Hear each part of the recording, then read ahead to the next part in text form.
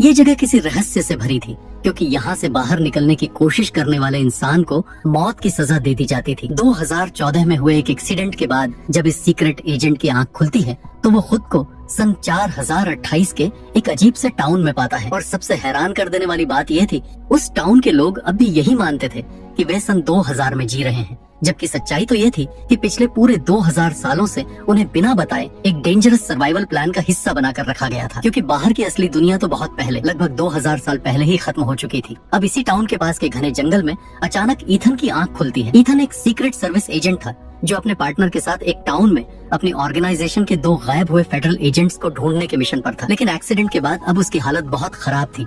उसके शरीर पर गहरे जख्म थे, कपड़े फटे हुए थे और उसके पास उसका कोई भी सामान नहीं था। किसी तरह खुद को संभालते हुए वो पास के टाउन की तरफ निकल पड़ता है। टाउन पहुंचने पर वहाँ के लोग ईथन को काफी अजीब नजरों से देखने लगते हैं, जैसे उन्होंने किसी बाहरी को पहली बार देखा हो। ईथन सीधा एक कैफे में चला जाता है, जहाँ काम करने वाली एक लड़की से बातचीत में उसे पता चलता है कि वह वेवर्ड पाइन्स नाम की जगह पर है। ईथन उससे कुछ और पूछ ही रहा होता है कि तभी कमजोरी के चलते बेहोश होकर जमीन पर गिर जाता है। होश आने पर ईथन खुद को एक हॉस्पिटल के अंदर पाता है, जहाँ सामने खड़ी होती है डॉक्टर पाम। पाम उसे बताती है कि उसकी कई हड्डियां टूट गई हैं और उसे कुछ समय तक आराम की जरूरत है। पाम की बात सुनकर ईथन को धीरे धीरे याद आने लगता है वो अपने एक और साथी के साथ निकला था। रास्ते में उनकी गाड़ी अचानक से एक ट्रक से टकरा गई थी। ये याद आते ही ईथन तुरंत पाम से अपने साथी के बारे में पूछता है, लेकिन पाम बताती है कि उसके साथी की तो वहीं ऑन द स्पॉट मौत हो गई थी, जबकि ईथन किसी तरह खुद को बचाकर गाड़ी से निकलकर जंगल में पहुंच गया था। अब ईथन अपने फोन से अपनी वाइफ को कॉल करके सब बताना चाहता है, लेकिन पाम के मुताबिक उसका फोन और आइडेंटिटी कार्ड पुलिस स्टेशन में है,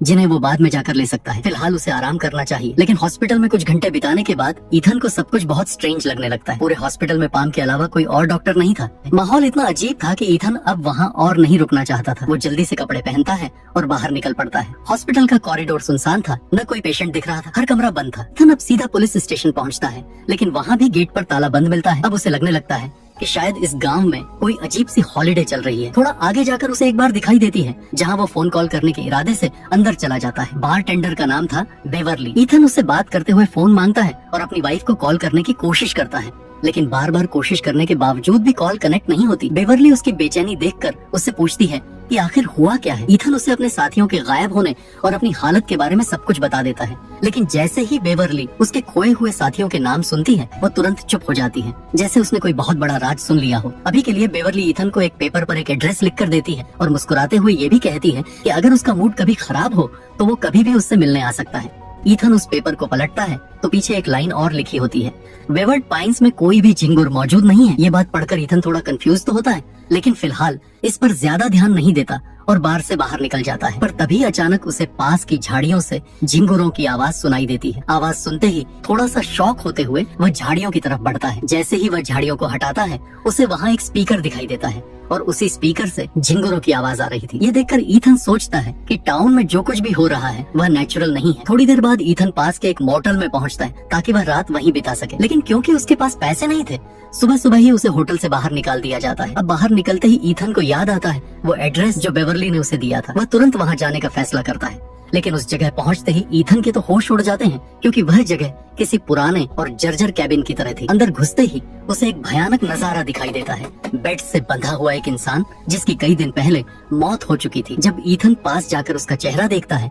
तो वह हैरान रह जाता है। वो लाश किसी और की नहीं बल्कि उसके खुद के खोए हुए साथी की थी। ये देखकर ईथन बुरी तरह डर जाता है और सीधे पुलिस स्टेशन की ओर भागता है। वह वहाँ के शेरिफ को सारी बात बताने की कोशिश करता है, लेकिन शेरिफ का रवैया बेहद अजीब था। वह तो उसकी बात सुनते सुनते आइसक्रीम खा रहा था और किसी तरह की सीरियसनेस दिखा ही नहीं रहा था। आखिर ईथन के बार बार जिद करने पर शेरिफ उसकी कंप्लेंट तो दर्ज कर लेता है, मगर लापरवाही से कहता है कि वो थोड़ी देर बाद जाकर बॉडी को चेक करेगा। उसकी बातों से साफ झलक रहा था कि या तो वह झूठ बोल रहा है या फिर जानबूझकर किसी चीज को छिपा रहा है। ये देखकर ईथन वहाँ से बाहर निकलता है और किसी का फोन लेकर सबसे पहले अपनी वाइफ को कॉल करने की कोशिश करता है, लेकिन फोन अनरीचेबल आता है। फिर वह अपनी ऑर्गेनाइजेशन में कॉल करता है, जहाँ आखिरकार एक आदमी कॉल रिसीव करता है। ईथन जल्दी से बोलता है कि मैं ईथन हूँ, मुझे अपने बॉस से बात करवाओ। ये मामला बहुत सीरियस है, लेकिन सामने वाला आदमी हर बार कोई न कोई बहाना बना देता है और आखिर में वो कॉल काट देता है। अब उसके मन में एक ही बात साफ हो चुकी थी, इस टाउन में कुछ बहुत गलत चल रहा है। परेशान होकर ईथन तुरंत बार में गया, ताकि ब्रेवली से बात कर सके, लेकिन बार में आज ब्रेवली मौजूद ही नहीं थी। ईथन ने वहाँ मौजूद पार्ट टेंडर से ब्रेवली के बारे में पूछा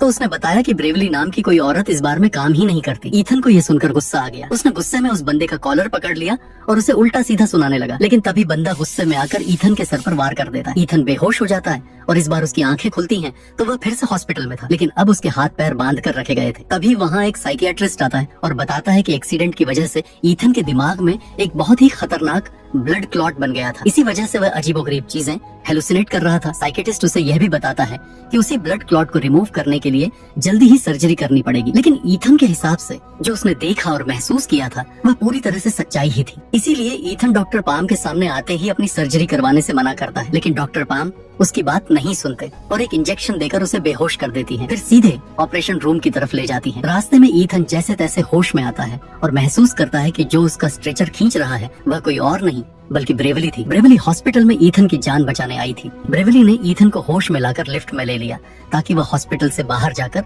नॉर्मली बात कर सके। इंजेक्शन के असर से ईथन को अभी भी चक्कर आ रहे थे, इसलिए सबसे पहले वह बाथरूम में छुप गए। बाहर की चीजें देखने के लिए ईथन ने जानबूझकर बाथरूम के कांच को तोड़ लिया था। तभी डॉक्टर पाम बाथरूम के बाहर आ पहुंचती है। ईथन तुरंत डॉक्टर पाम पर अटैक करता है और ब्रेवली के साथ वहां से भाग जाता है। खाली घर में पहुंचकर ब्रेवली ईथन से बात करती है और बताती है कि वह कई सालों से इसी टाउन में फंसी हुई थी और सन 1999 में टाउन में आई थी। यह सुनकर ईथन का दिमाग काम करना बंद कर देता है क्योंकि अब उसका कैलकुलेशन और एज बिल्कुल मेल नहीं खा रहे थे। ब्रेवली आगे बताती है कि जिस एजेंट की डेड बॉडी ईथन ने ढूंढी थी उसे असल में शेरिफ ने मारा था। इस टाउन में कुछ नियम थे कि कोई भी यहाँ से भागने की कोशिश नहीं करेगा। ये सुनकर ईथन और ज्यादा डर जाता है, लेकिन दवाई के असर की वजह से वह बेहोश हो जाता है और अगली सुबह जब उसकी आँख खुलती है तब ब्रेवली वहाँ से चली गई होती है। ईथन टाउन में वापस जाता है और इस बार सब कुछ नॉर्मल लग रहा था। पास में हो रही एक पार्टी में उसकी नजर केट नाम की महिला पर पड़ती है जो मरे हुए एजेंट के अलावा गायब हो गई थी। लेकिन सबसे चौंकाने वाली बात यह थी कि केट अपनी उम्र से काफी बड़ी लग रही थी। ईथन तुरंत अप्रोच नहीं करता और पार्टी खत्म होने तक इंतजार करता है। जैसे ही केट अपने पार्टनर के साथ जाने लगती है, ईथन उसका पीछा करता हुआ उसके घर तक पहुंच जाता है। रास्ते में उसके दिमाग में बस यही बात चल रही थी कि केट इतनी ज्यादा बदल गई कैसे, क्योंकि 1 महीने पहले तक ही उनका एक्स्ट्रा मैरिटल अफेयर चल रहा था और तब केट बिल्कुल अलग थी। ईथन हिम्मत करके केट के घर की डोरबेल बजाता है और उससे बात करने की कोशिश करता है। शुरू में केट अपने पति के सामने ऐसे दिखावा करती है जैसे कि वह ईथन को जानती ही नहीं। थोड़ी देर में वह अपने पति को किसी काम के बहाने से अंदर भेज देती है और ईथन को बताती है कि पूरे टाउन में हर जगह सीसीटीवी कैमरा लगे हुए थे और 24 घंटे उनकी हर मूवमेंट पर नजर रखी जा रही थी। इसीलिए केट ने ईथन से कहा कि वह अभी बहुत ज्यादा सावधान रहे। मगर ईथन का मन अभी भी यह जानने में लगा था कि केट इतने समय में इतनी बदल क्यों गई। केट के हिसाब से वह पिछले 12 साल से इस टाउन में थी, जबकि ईथन की जानकारी के अनुसार केट बस 1 महीने पहले गायब हुई थी। यह सोचकर ही ईथन का दिमाग दंग रह गया। केट ने आगे किसी भी सवाल का जवाब देने से साफ मना कर दिया और हंसते हुए ईथन को वहाँ से जाने को कहती है ताकि कोई भी उनके ऊपर शक न करे। केट की बातें सुनने के बाद ईथन जल्दी से जल्दी इस अजीब टाउन से बाहर निकलना चाहता था। उसने थोड़ी दूर जाकर पास खड़ी एक गाड़ी का शीशा तोड़ दिया और किसी तरह से गाड़ी को रोड पर भगाते हुए टाउन से बाहर निकलने की कोशिश की। कुछ ही देर में ईथन टाउन के एंट्री बोर्ड के पास पहुंचा और उसे लगा कि शायद अब वह टाउन पीछे छूट जाएगा। मगर कई घंटों तक लगातार ड्राइव करने के बावजूद अचानक वही बोर्ड सामने आ गया जो उसने पहले भी देखा था। यह देखकर ईथन समझ गया कि रोड के रास्ते से वह टाउन से बाहर नहीं जा सकता। तुरंत ही उसने गाड़ी से नीचे उतरकर जंगल में भागने का फैसला किया। जंगल के बीच में आने वाली हर चीज को ध्यान से पार करते हुए वह जंगल के अंतिम हिस्से तक पहुंचा। वहाँ एक बहुत बड़ी दीवार खड़ी थी जो पूरे टाउन को चारों तरफ से घेर रही थी। दीवारों के ऊपर हाई वोल्टेज वायर्स लगे थे ताकि कोई भी भागने की कोशिश करे तो करंट लगने पर उसकी मौत हो जाए। ईथन ने फिर से गाड़ी में बैठने का फैसला किया। तभी अचानक टाउन का शरीफ आ गया और ईथन को गाड़ी चुराने के जुर्म में पकड़ लिया। ईथन बार बार समझाने की कोशिश करता रहा कि वह एक सीक्रेट सर्विस एजेंट है, लेकिन शरीफ ने उसकी बातों को बिल्कुल नहीं माना। इसके बाद शरीफ ने ईथन को कुछ दिनों के लिए हाउस अरेस्ट पर डाल दिया। ईथन को अब ना चाहते हुए भी एक पुराने सड़े हुए होटल में रहना पड़ा। ईथन ने तय किया कि सबसे पहले वह इस टाउन के बारे में सारी जानकारी जुटाएगा। बाद में उसे पता चला कि टाउन में इंटरनेट की सुविधा उपलब्ध नहीं थी। ईथन फिर उसी टूटी हुई कैबिन में गया जहां उसके साथी की डेड बॉडी पड़ी थी। अभी भी उसकी साथी की बॉडी वहीं सड़ी हालात में पड़ी हुई थी। तभी उसकी नजर साथी के पैर पर पड़ी और उसने देखा कि वहाँ एक छोटी सी बुकलेट छुपी हुई थी। ईथन बुकलेट को अपने पास लेने ही वाला था कि शरीफ अचानक वहाँ आ गया। उसने तुरंत ईथन को गन पॉइंट पर ले लिया। शरीफ गुस्से में था और उसने ईथन को वापस होटल जाने के लिए मजबूर कर दिया। लेकिन अभी के लिए ईथन होटल न जाकर उसी बार में गया जहाँ पर ब्रेवली काम करती थी। किस्मत से बार में पहुँचने पर ब्रेवली खुद ही मिल गई। उसे देखते ही ब्रेवली ने सबसे पहले बार के गानों का वॉल्यूम तेज कर दिया और फिर डांस करने का दिखावा करते हुए ईथन के कान में फुसफुसाई कि जो मरा हुआ एजेंट ईथन के साथ काम करता था वह पहले ब्रेवली के साथ मिलकर टाउन से भागने की योजना बना रहा था। उस एजेंट ने टाउन का एक डिटेल्ड मैप बनाया था और हमेशा उसे अपनी एक बुक में रखता था। गांव वालों को उनके बारे में पता चल गया, जिस वजह से भागते समय उसकी जान चली गई।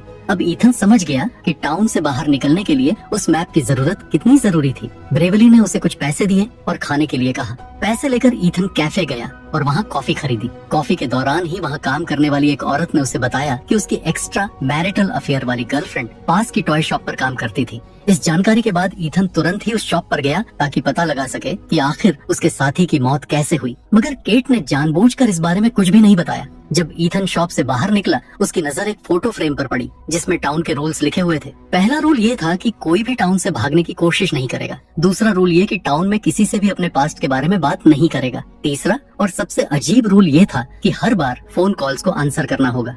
ईथन को यह सब पढ़कर काफी अजीब लगा, लेकिन उसने फिलहाल हॉस्पिटल की ओर रुख किया। वहाँ भीड़ न होने की वजह से वह जल्दी ही मुर्दा घर तक पहुँच गया, जहाँ मरे हुए लोगों का सामान रखा जाता था। उसने तुरंत वह बुकलेट अपने पास रख लिया और ब्रेवली के साथ जंगल की ओर निकल गया। वहाँ दोनों ने टाउन के मैप को देखकर निकलने का प्लान तैयार किया।